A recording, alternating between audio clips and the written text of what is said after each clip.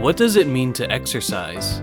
With a single question, you'll provoke countless different images that all fall into the same category, strengthening your body. To those who work out consistently, that image is quite vivid. A powerlifter imagines the deadlift, the squat, the bench press. A marathon runner imagines pacing himself across several miles. A boxer imagines punching someone in the face. But to those of us who don't already follow some sort of regimen, the image can be unclear. Maybe it looks like picking up some dumbbells and doing something with them. Maybe it looks like jogging outside. Maybe it looks like doing push-ups in your room. Now, I may be jumping ahead quite some steps, but I like to get straight into this question. How do you go from unclear to clear? How do people without knowledge and without experience get from being unsure about what working out even is to being that buff or fit or athletic person who can say, here's what I've been doing for the past 5 years? The truth is, there are multiple right answers, but all of these right answers have one thing in common. You do the same thing on a consistent basis while increasing the challenge over time. A beginner who wants to be a marathon runner has essentially the same regimen as a marathon runner. The only difference is that the marathon runner has much more capacity than the beginner. Where the marathon runner might jog 10 miles, the beginner walks half a mile. But both athletes train by moving their legs, either for more time or with more intensity than last time. So if you're unsatisfied with your fitness, it's going to be essential to figure out where you want to be. What's your goal, and how long are you okay with doing the same thing until you get there? And this is the part where, crucially, you have to be honest with yourself. And yet it's also the part where I find most people will be a little dishonest and either undershoot their goal to where they lack motivation, or overshoot their goal to where it overwhelms them. So it's important for you to take the time to brainstorm and think critically about this. What is your goal? Do you want to be somewhat lean, have some nice shoulders, be strong? And do you want to be fast like a boxer, or strong like a powerlifter, or aesthetic like a bodybuilder? Or do you want to be tough like a marathon runner? Or maybe you want to be good at a sport? Or maybe you just want to be healthy and age well without aches and pains. The best thing you can do for yourself is to clearly define your goal so that you can cut out all the other options. That way, you can focus your training to the concise set of actions that will take you to your goal. If you can do that, then you've already accomplished half of the work. Second, and this has to come after the previous step, of the exercises that will take you from where you are now to your goal, which are you willing to do 2 to 3 times a week every week?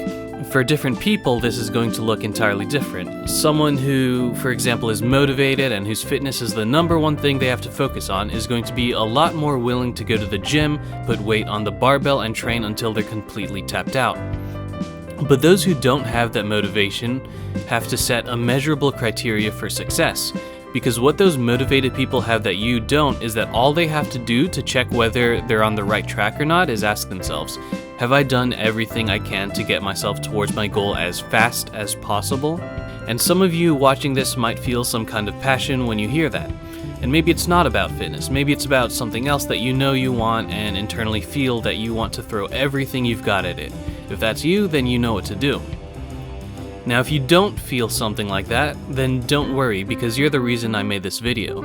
I said earlier that motivated people have an especially simple criteria for success, that being, have I done everything I can? And that criteria is important for them because it keeps them aligned to their goal. That criteria is what gets them into shape as opposed to having their attention divided on random workouts with no tangible progress. Even a motivated person can fail if they don't have a goalpost. And if we look at it the other way around, even an unmotivated person can succeed if they have a goalpost. A goalpost isn't useful for just being a point to look at. It's useful because when you're planted on the ground and you see your goalpost in the sky, it makes you stack boxes to get there. Think back to the goal you set in the first step and do whatever you need to do to clearly set this goal in your head. And remember, be honest, because if you choose a goal that doesn't actually belong to you, then there's really no point.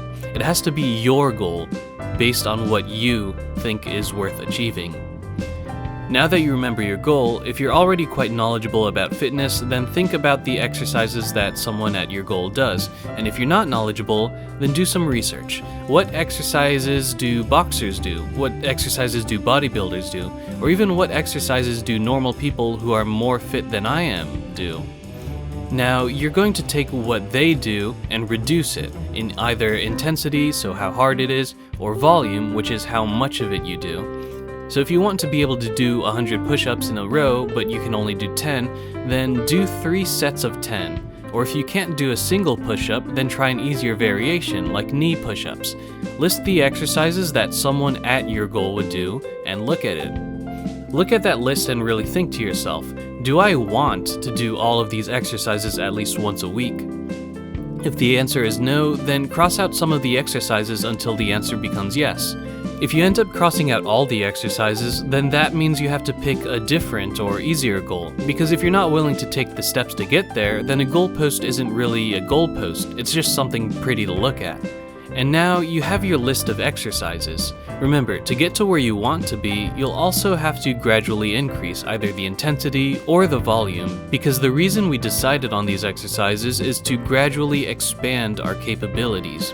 And also, this is one rather general way to progress, so keep your options open as you learn more. For example, if one day you start rock climbing at a rock climbing gym, then you can get more fit by attempting and working your way up to some of the harder climbs. But until the day comes when you find something like that, which, by the way, becomes more fun the more fit you are, keep up those exercises. Also, there are 2 things that I would like to uniquely mention. When it comes to improving your heart and lung health, as well as maintaining your weight, the best thing you can do is go for a walk every day. It might sound simple, but it works, and it also doubles as a meditative practice. Walking gives you some time alone with your brain, which is perfect for thinking creatively and reducing stress. Secondly, look into nutrition. The basics is that excess caloric intake leads to fat storage, whereas consuming fewer calories than the body burns will lead to fat loss. Eating a diverse range of whole foods can help you get micronutrients that improve your health on a day-to-day. And most essentially, drink plenty of water. Everything we do uses up some water. And finally, get plenty of rest. When it comes to building muscle, it's all about stimulus or exercise, protein, water, and rest. And of course, all of these things are essential to maintaining a healthy lifestyle. Oh, and one more thing. Since you've watched all the way up to this point, I'll let you in on a little secret. This video isn't just about fitness. Thanks for watching this video up to this point. You are absolutely goated. Leave a like, subscribe for more, and share this video with someone who you think could benefit from it. With that said, let's work hard and smart on our goals.